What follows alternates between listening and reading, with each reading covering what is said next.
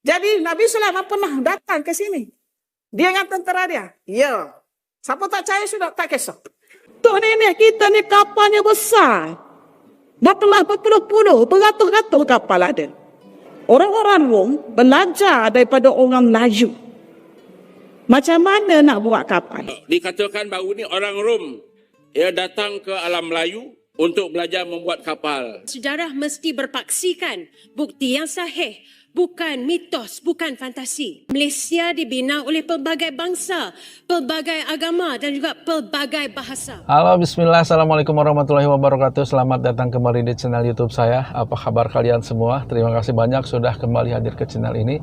Dan juga buat yang baru pertama kali mampir ke channel ini, saya ucapkan selamat datang. Terima kasih banyak atas kunjungannya. Dan silahkan kalian bantu channel saya ini dengan cara subscribe, like, share, dan komen. Klik tombol merah di bawah ini dan nyalakan tombol notifikasinya agar kalian tahu bagaimana video-video berikutnya yang akan saya upload di channel ini.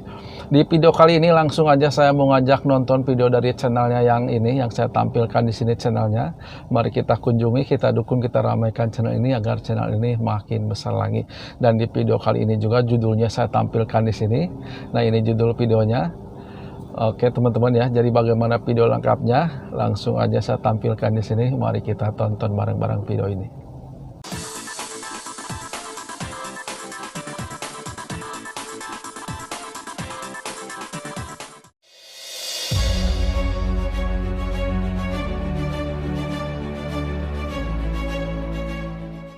Jadi baru-baru ini satu kenyataan tular daripada seorang profesor yang mendakwa bahawa orang Rom purba mempelajari pembinaan kapal daripada orang Melayu. Dan inilah profesor yang sama yang menyatakan orang Melayu purba boleh terbang dan juga mengajar orang Cina ilmu kungfu terbang. Ramai sejarawan telah menegur perkara ini sebagai satu penyelewengan sejarah yang tidak berasas.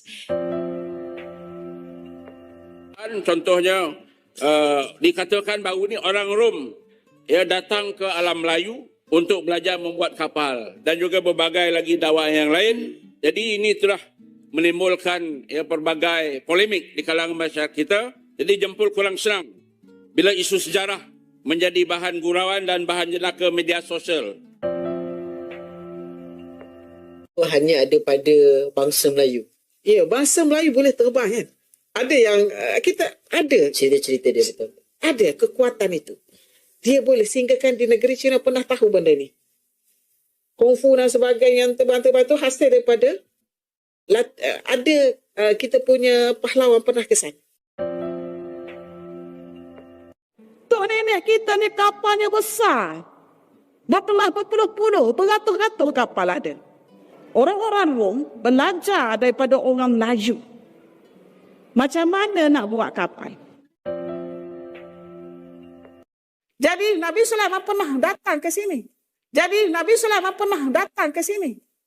dengan tentera dia. Ya. Siapa tak percaya sudah tak kisah.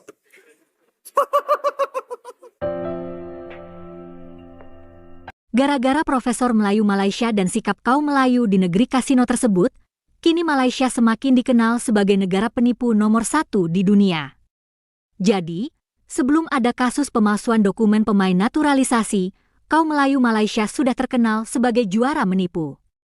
Bayangkan saja, pemimpin dan para profesor Melayu Malaysia pernah mengklaim bahwa bahasa Melayu Malaysia dituturkan oleh 300 juta orang. Klaim itu jelas penipuan yang luar biasa.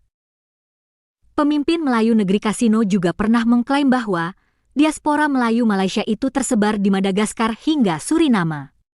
Ada juga profesor Melayu yang mengatakan bahwa Borobudur adalah bukti kehebatan Melayu. Penipuan seperti ini dilakukan agar Melayu Malaysia tampak hebat dan besar. Karena itu pula, kaum Melayu Malaysia hingga sekarang masih menganggap bahwa Hang Tuah itu nyata. Padahal cerita Hang Tuah hanya dongeng semata. Kaum Melayu Malaysia memang suka ilusi dan dongeng untuk menutupi status mereka sebagai kaum yang kerdil dan pecundang. Dalam sejarahnya, kaum Melayu Malaysia memang kaum yang lemah dan tak mampu mengusir penjajah. Melayu Malaysia hanya hamba dari sultan-sultan kecil yang kurang berguna. Negara Malaysia pun dibuatkan oleh penjajah British. Dan persoalan pemalsuan sejarah seperti itu dibahas berkali-kali, bahkan hingga diperbincangkan di parlemen. Arsip adalah tempat kita menyimpan kebenaran sejarah, dokumen, perjanjian, surat rasmi dan juga rakaman peristiwa yang membentuk tanah air Malaysia. Dalam dunia yang semakin dipenuhi dengan maklumat palsu dan juga orang kata konspirasi teori, arsip menjadi benteng terhadap pseudo-history dengan izin, iaitu sejarah palsu yang dicipta untuk menanam kebencian dan kekeliruan dalam masyarakat.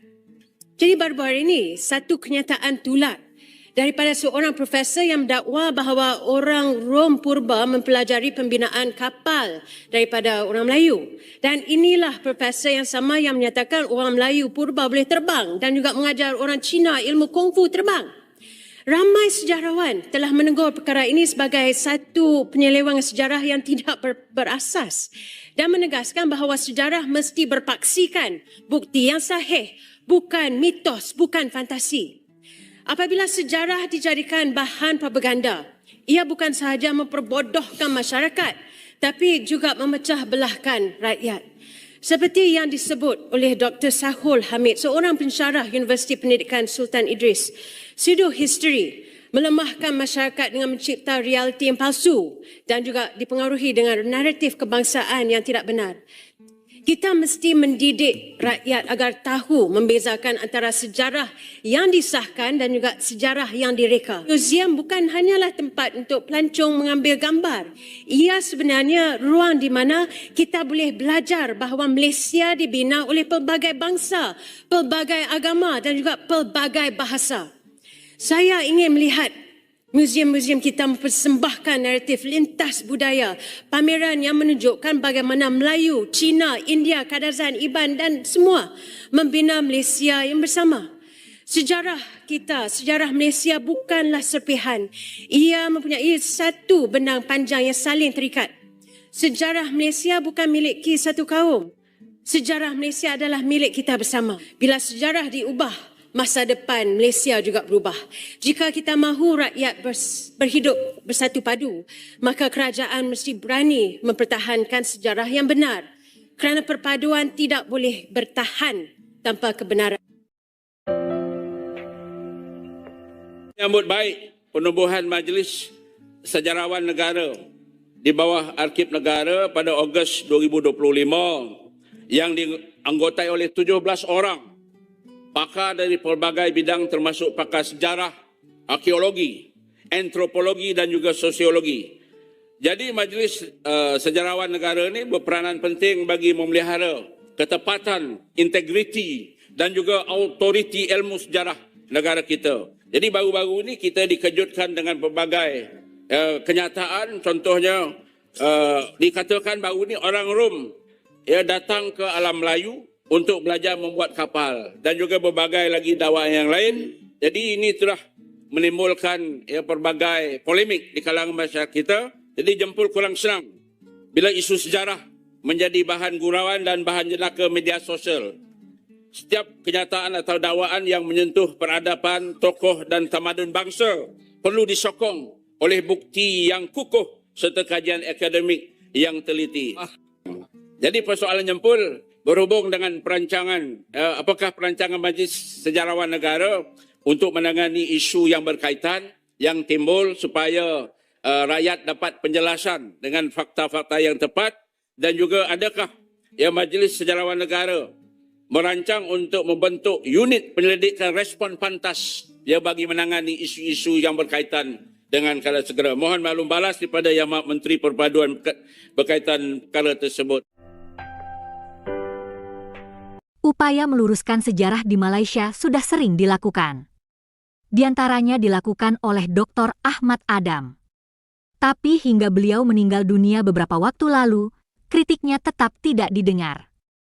Kaum Melayu tetap hidup dalam ilusi dan dongeng, dan menganggap mereka sebagai kaum terhebat di dunia dan akhirat. Beberapa potongan perkongsian daripada Profesor Ahmad Adam sangat-sangat menarik. Beliau mengatakan bahawa saya ni memang minat sejarah intelektual. Akhbar adalah fikiran sesuatu bangsa. Saya mengkaji sejarah akhbar di Indonesia. Mula-mula dulu sampai lahir semangat kebangsaan. Di Melaka pun ada sejarahnya, iaitu akhbar suara benar. Cuma masalah suara khabar ini apabila tiada pembaca. Yang baca cikgu saja. Tapi cikgu mana ada duit? Surat. Tapi sejarah mesti bercakap benar. Tun Sri Lanang tu bukan nama dia. Itu nama gelaran. Lanang itu ertinya laki-laki dalam bahasa Jawa. Orang Melayu ni kurang guna akal. Sebab itu apa-apa cerita, dia percaya saja. Dia tak pernah soalkan. Kan saya kata, sumber tu mesti kita persoalkan. Bila seorang profesor kata Melaka dibuka pada 1262, apa buktinya? Sejarah Melayu ke? Sejarah Melayu bukan buku sejarah. Bukan semua sejarah yang ditulis itu betul. Ambil contoh batu bersurat Terengganu. Saya orang pertama kata tulisannya itu bahasa Jawa dan bahasa Sanskrit. Selama ini guru saya tulis salah. Tarikhnya pun salah. Saya perbetulkan. Tapi orang Terengganu senyap. Sultan Terengganu senyap. Kerajaan Terengganu senyap. Tak mahu dibetulkan. Soalan. Ramai melihat penolakan kewujudan Hang Tuah sebagai merendahkan semangat dan kepercayaan bangsa yang selama ini menganggapnya sebagai wira. Ini jawapan daripada seorang yang sangat berintelektual. Orang Melayu mesti menghadapi dunia moden serba mencabar dengan berpegang kepada kebenaran dan juga ketelusan sebagai asas kehidupan. Langkah permulaannya, sejarah tanah air orang Melayu perlu dibersihkan daripada tahyul, dongeng dan apa juga bentuk mitos. Janganlah sesekali menganggap mitos sebagai sejarah kerana bangsa beradab tidak menganggap mitos sebagai sejarah. Cerita rakyat dan dongeng bangsa Greek tidak pernah dianggap sebagai sejarah mereka. Jadi secara umumnya menunjukkan bahawa Profesor Ahmad Adam adalah seorang sejarawan yang ulung, yang mana dia menggunakan epistemologi di dalam sejarah, iaitu sesuatu perkara yang nak dianggap oleh sejarah bukan sekadar kita dengar apa orang kata ataupun apa sahaja yang ditulis di dalam buku itu semestinya benar, tetapi apa yang benar itu perlulah dikaji, diselidiki dan diambil perhatian kepada rujukan-rujukan yang diberikan, lalu dianalisa dengan baik, kemudian dah baru keputusan dikeluarkan. Maka inilah jalan sejarah yang sebenarnya. Bahkan satu buku yang saya sudah baca, Hang Tuah, catatan daripada Okinawa, yang juga ditulis oleh ahli sejarah. Tetapi apabila kita membaca buku berkenaan, kita dapati bahawa buku itu tidak berjaya menjelaskan tentang kewujudan Hang Tuah. Ia hanya membawakan assuming, membawakan gambaran-gambaran dan juga anggapan-anggapan bahawa itu adalah Hang Tuah, sedangkan tidak ada bukti yang empirical berkaitan tentang hal berkaitan. Begitulah kacaunya sejarah di negeri kasino Malaysia. Terima kasih sudah menonton sajian kami. Nah itu dia videonya teman-teman, udah kita saksikan bagaimana pendapat teman-teman semua tentang video ini. Silahkan tuliskan di kolom komentar untuk pendapatnya. Video ini saya cukupkan sampai di sini dulu. Terima kasih banyak buat yang sudah nonton video ini sampai akhir dan juga yang sudah bantu subscribe channel ini. Saya ucapkan terima kasih banyak atas dukungannya. Semoga kita dipertemukan lagi di video-video berikutnya. Jangan lupa silahkan kunjungi channel original video ini yang saya sudah tuliskan linknya di kolom deskripsi. Terima kasih banyak buat semuanya. Saya akhiri video ini. Akhirul kalam. Assalamualaikum warahmatullahi wabarakatuh.